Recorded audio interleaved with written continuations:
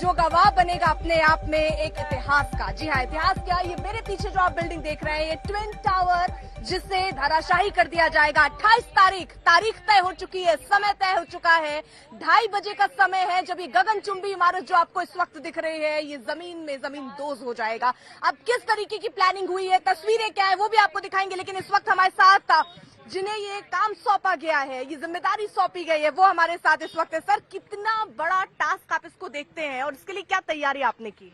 सबसे पहले तो हिंदुस्तान में पहली बार हो रहा है ऐसा, और हम लोग 100% कॉन्फिडेंट है। लास्ट 6 महीने से मैं स्टेशन हूँ यहाँ पे, और जो तैयारी करने में समय लगा है, और मतलब ऐसा बोल सकते हैं कि आज की तारीख में हमारा टोटल काम पूरा हो जाएगा। जो फाइनल एक्सप्लोजिव का इंटरकनेक्शन है वो भी आज हम पूरा कर लेंगे।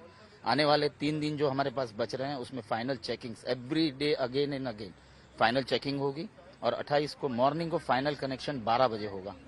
Connection, final connection which is going to the implosion point, ignition point. एक डायनेमो रहता है छोटा, इसको एक्सप्लोडर बोलते हैं, हैंडल घूमता है। इसमें कितना मींस जिस तरीके से आपने प्लानिंग की है कि पूरा नीचे की तरफ गिरे, क्योंकि इधर भी हम देख रहे हैं इमारत है, उधर भी इमारत है, रिहायशी इलाका है।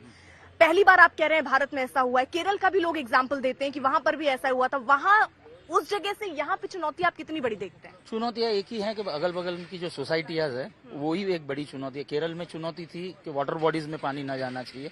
4 मीटर पे एक गोल्डन कायलोरम बिल्डिंग जो हमने डिमोलिश किया था, वहाँ 4 मीटर पे एक आंगनबाड़ी बच्चों की स्कूल थी, एकदम ओल्ड स्ट्रक्चर था, तो वो भी हम लोग 4 मीटर पे था, लेकिन that we have saved. And here also we are very vibration वगैरह जो होंगे उससे अगल बगल की इमारतों को वाइब्रेशन का मैं आपको इतना क्लियर बता दूं कि वाइब्रेशन जो नोएडा सेस्मिक जोन 4 में आता है, अगर 3 रिक्टर स्केल का भी अगर वाइब्रेशन 3 रिक्टर स्केल का भी अर्थक्वेक आता है तो वो 300 मिलीमीटर पर सेकंड उसका वाइब्रेशन ट्रैवल करता है।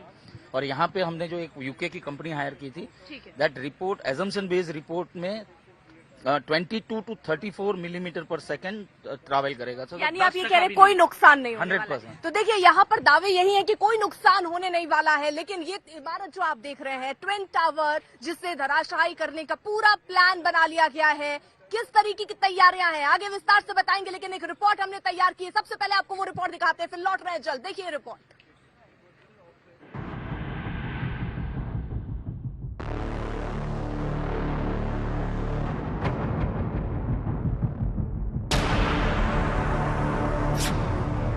रविवार को जमींदोज होगा ट्विन टावर।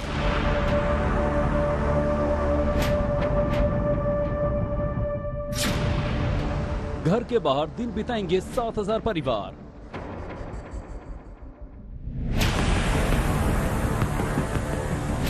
काउंटडाउन शुरू हो चुका है और अब इसी हफ्ते ये दोनों टावर जमींदोज कर दिए जाएंगे।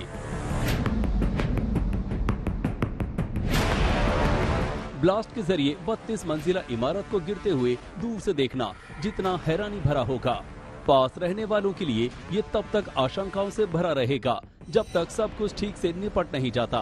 जाहिर है ट्विन टावर के पास बनी एमरेल्ड और एटीएस सोसाइटी में रहने वालों के लिए रविवार का दिन दिल की धड़कनें बढ़ाने वाला होगा। बिल्डिंग चार्ज्ड है। चार्ज होने का मतलब जो प्लेसमेंट ऑफ एक्सप्लोजिव्स होता है उसका टेक्निकल टर्म होता है चार्ज होना। ये पूरी बिल्डिंग इस वक्त चार्ज है, किसी को भी इसके आसपास जाने की अनुमति नहीं है। सोचिए जब ये जमींदोज होगी तो कितना बड़ा यहाँ पर शॉक वेव उत्पन्न होगा, और उसी शॉक वेव से और उससे लोगों को बचाने के लिए पूरा प्लान करके रखा गया है। तमाम तरीके के चादरों से, तमाम तरीके के जाल से इसको ढक के रखा गया है, लेकिन फिर भी प्रिकॉशनरी मेजर लिया गया है।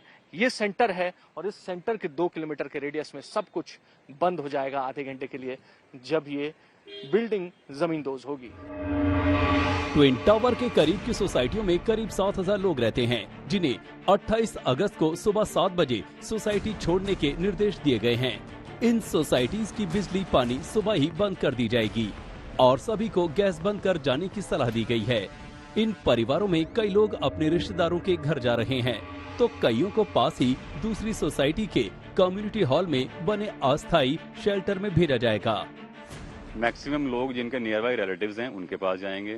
कुछ लोगों ने होटल में अपना अरेंजमेंट किया है, एंड काफी लोग जो हैं जो RWA की तरफ से कैंप्स ऑर्गेनाइज हो रहे हैं साथ वाली सोसाइटीज में, उसमें वो लोग स्टे कर सकते हैं। इतना ही नहीं, धमाके के बाद इन सोसाइटी की गहन जांच की जाएगी। पिलर से लेकर लिफ्ट और गैस कनेक्शन की जांच के बाद ही उसमें रहने वालों को अंदर जाने की इजाजत दी जाएगी।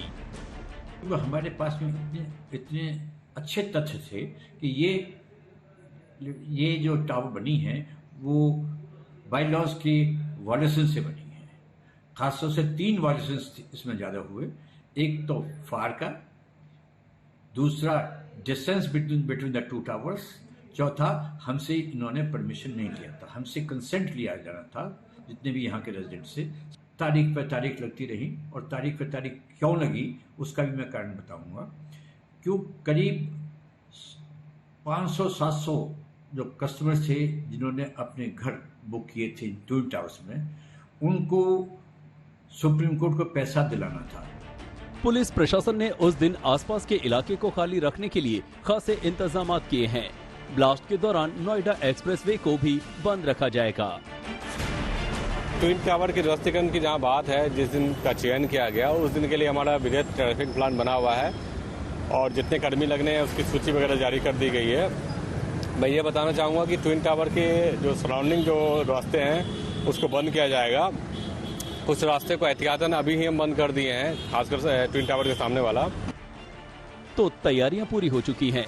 अब इंतजार है उन पलों का जब धमाके और धूल का गुबार छटेगा और रविवार को शाम होते होते आशंकाओं का सूरज डूब रहा होगा।